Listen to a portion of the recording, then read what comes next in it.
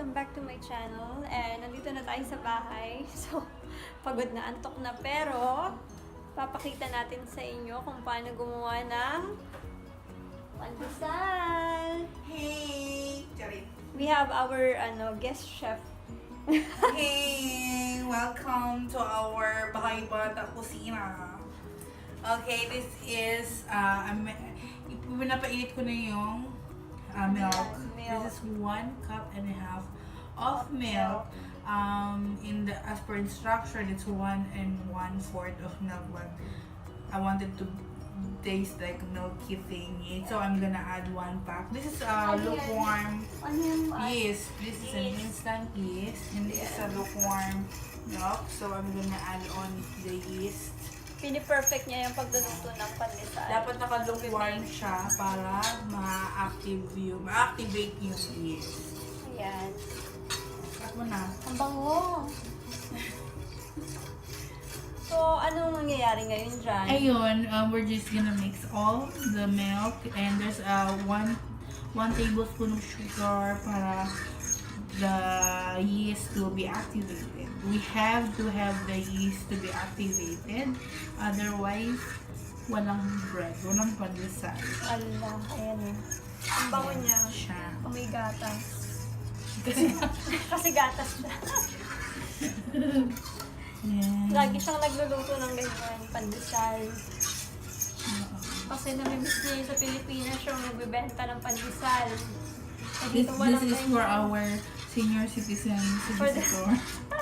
For the seniors. Yan. Filipino loves to eat pandesal in the morning. So. Kaya nga. So, later on, magbibenta na siya ng pandesal. Papabenta niya kay Doña Buding. Oo. Pag madaldal na masyado si Doña Buding. Yeah.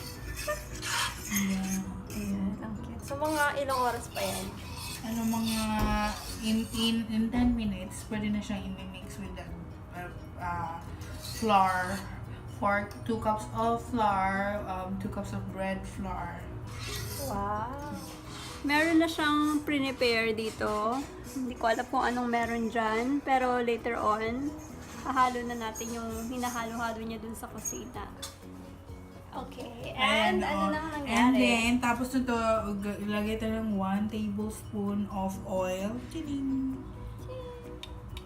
And then, 5 tablespoon of melted butter. Oh, melted butter. So, ito. Ay, hindi ko lang lahat yan. 1, 2, 3, 4, 5. But we want a bit of buttery thingy. That's why we will add. We also have a 7, guest hero, the 8, ayan. assistant chef nasa likod. Assistant Ano baker. siya. Ayan. So, we're gonna mix it. And then, join us here. Kasama ang baker and assistant baker. 1 egg. Ching! 1 egg. Pak! Ching! 1 egg. Ayan. Ayan. Egg nga! Ayan. And then, you mix it all. Make sure na talaga siya nahalo ng maayos. Ganun pala yun. Mix and mix. While we are waiting for our yeast na ma-activate, andun siya. Mabula na siya. Try mo doon. Pakita mo doon. Kung mabula na, tingnan natin. Mabula na ba? Hindi pa. Totoo ba? Kulang pa. Wala pa. Hindi pa siya bumubula. Okay. Balik na naman tayo. Mamaya. See you mamaya. Off muna. Ito na siya. It's ready. So, activated Mabula na siya. See? It's bubbly. Okay, so ilalagay na natin ang dahan-dahan. Ayan. Bakit kailangan bubbly? Meaning, buhay ang ating yeast. Ipatay ang ating yeast ay wala talaga. Patay din ang pandesal. Walang pandesal. Asan na yung ating assistant? Assistant baker. Yan pa ko. Tulog na. Ang Ayan. bango, amoy banana. Yes. Ginagawa namin to ngayon para bukas Magtitinda ng pandesal. magbe-bake na lang. Ay. Ayan. Ayan na siya. Ayan na pala si Mama. Ayan. Ang ating assistant baker. Eh, ako na, Mami. Hindi na ako na maghalo. Ha? Sure ka? Oh, sige daw. Kasi nga assistant siya, uutusan mo lang ang pan. Ganon. Hindi naman. First time ko may assistant talaga. Mas malalong masarap to. May cameraman ka din, oh. Kasi May assistant, may cameraman. Wapak. Ay. Ayan na, oh. Ayan. Sige. Okay. Ayan. So, after nyan, After niyan, ayan, mix lang ng mix. Ganon. tulog yan siya mamaya agad. Kasi pagod. Okay, yan na yan. Tapos, isi-set natin ng 1 hour siya bago umalsa. Oh. Ah, so lalaki yan. Oo, lalaki. Dadami yan. Pinaisip ko dadami parang yan. ilang piraso lang yan. nasa isip ko rin Nakapiranggot kanina. ka ka. Ilang piraso lang yan. Ilang isip ko rin kanina sabi. Okay na, Mami. Lalaki yan. Ano sana yung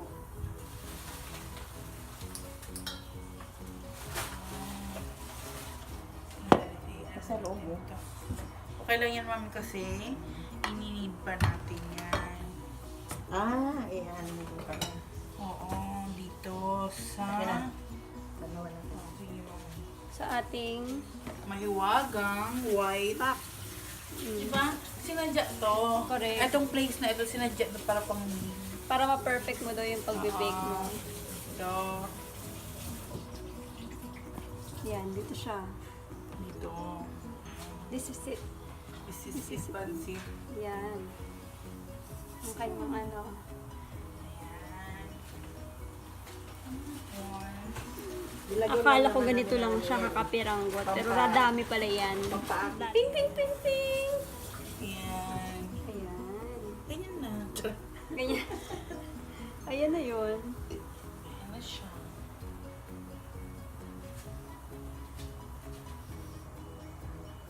Para talaga siyang magko-combine. Kailangan siyang ininid. Masarap yan. Galing kami CR ha. Ayan. Diretso na yan. Ganon. Ang pack. Ayan. Kailangan sabay-sabay lahat. Yes. Ano? Walang maiiwan. Kasi, Kailangan pala ng masahin pa talaga. No? yes. Oo. Kaya kahit hindi nahalo ng gusto dyan. Oo. Kaya kailangan talaga siyang imasa para. Ganyan. Ayan. Marami pa. Isang pang-isang pa yan. Opo. Ayan na. Ayan naman natin. May flour siya. Ayan. Wow.